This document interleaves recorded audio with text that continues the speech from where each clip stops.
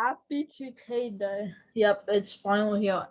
NBA 2K22. Now, before we get into the vid, it's a great vid, so like and sub. Also, just comment down below when the hell's 2K Mobile getting released. I don't have a PlayStation or Xbox, so I'd like to know that.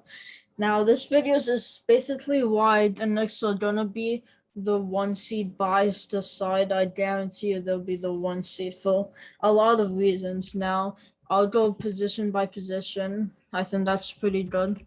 Now let's just start off with Kemba. All-NBA, 5-time All-Star, 31, right in his prime, almost done, but he's still in his prime. He is still in his prime. He's basically averaged 20 points like the last 10 billion seasons of his career. He's gonna shoot like 42% from the field and 36% from three. That's like the given he always does on. And he's gonna make the Knicks actually a fun team to watch, considering he's probably the second best point guard in Knicks history, only behind Walt Frazier now. So let's think about it here. You're upgrading him over Payton. And Payton to Kemba.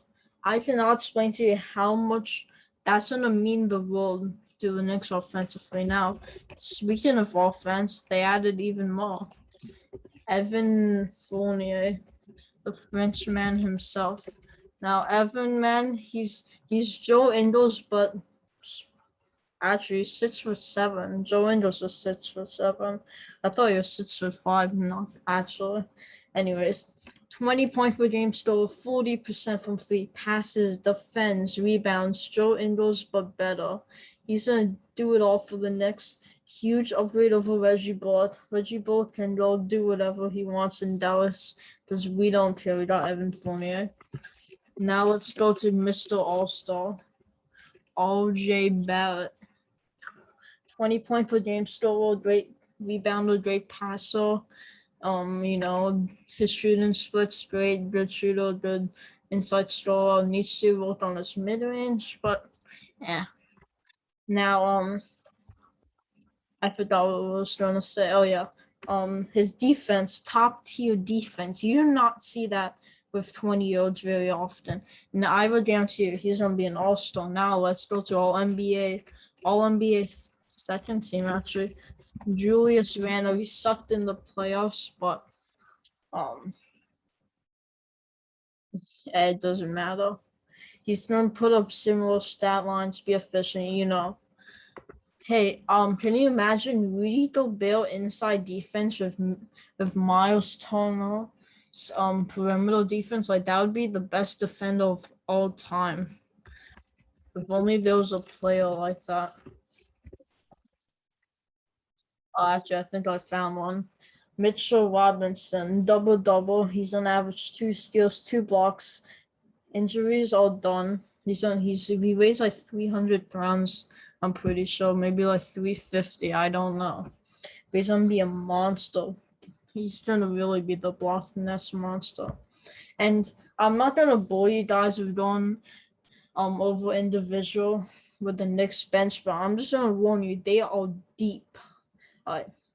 Now, I think most people on YouTube and in general can agree the Knicks are gonna be a great offensive team, but a lot of people are saying their defense has fallen off. Now, however, I do see their point. They are completely false. Because the thing is, people overestimate individual defenders. Team defense is a lot more important. And when you have Tom Thibodeau as your head coach, there's a 99% chance your team defense is going to be very good. And it's not like the Knicks don't have great individual defenders. RJ Barrett, Mitch Robb, Randall's a very good defender. Fournier is a good defender. Kemba, nope. He's not doing anything, but they can make up for him. There's not a weakness with the Knicks. There's just not. And with a lot of now, there's not that many teams with the Knicks that are as good as them. But do you know this? The Knicks have so much future draft capital and young players. It's amazing. Like, think about if they traded for Dame, they would have Kemba off the bench. Like, that's amazing. Kemba's a six man, and just imagine that with Dame started, or even just start Kemba at the two or Dame at the two. Like, like that would be the funnest battle in NBA history. Correct me if I'm wrong, but I'm pretty sure I'm right. Now, win total 82 games in a season. How many is that lineup gonna drop? I would say the least amount of wins, probably like 80. Like biased aside, seriously. I would go. I could see anywhere from 45 to 55, and most people are gonna be like 55 is a stretch. Unsub if you want, but it's not a stretch when you have multiple all-stars, great depth, great role players, a possible DP or Y candidate at the center. Like, that's not crazy to say they can win 55 games. And Tom Thibodeau is not doing load management, so that just helps the cause. Now, so you got my wins, and oh yeah, also I wanted to show you something about Kyrie Irving. So most people think the Nets are to be better than the Knicks. Now, Kyrie Irving, man, he might put up better numbers than Kemba, but Kemba Walker is 10 times better. And I will assure you that. I can't wait till the first meeting between the Knicks and the Nets. Kemba will break Kemba's Angels guaranteed, no takebacks. You can sue me, I don't care. He will. He's gonna break Kyrie's ankles. I rather have Kemba over Kyrie, and that's not very crazy to me. I think it's quite logical. He's a New York kid, and that's what you want in the Knicks. Now, I feel like I do need to touch a bit about the bench. Quentin Grimes, I really love him. Now, oh oopsies, I got my words mixed up. I typed in love for Kevin Love. I meant Grimes. I'm not even sure why I'm looking up Quentin Grimes stats. Might as well just look up his college stats.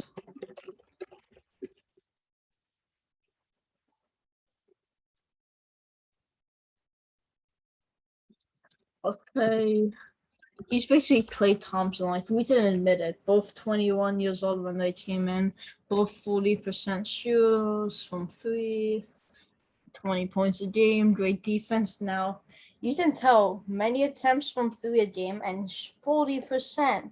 Great defense. That already sounds like Klay Thompson. But the thing is, if you aren't just like a guy who so statistical but actually watched games, especially in the summer league, you can tell there's something special with Grimes.